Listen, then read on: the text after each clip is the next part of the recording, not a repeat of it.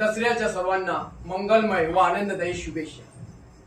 दसरा या सणाला विजयादशमी असं म्हणतात। 3.5 मुहूर्तांपैकी एक मुहूर्त।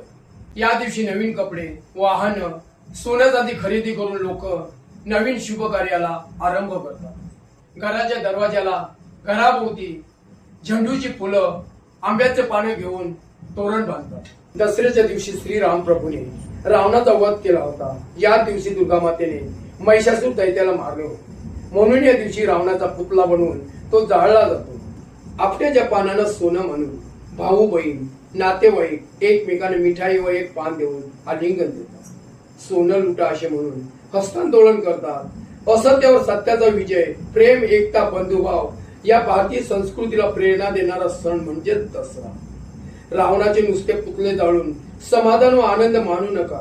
आपल्यातला अहंकार रूपी रावण राक्षस जाळा, तेव्हा श्री राम प्रभूला व दुर्गा मातेला आनंद होईल।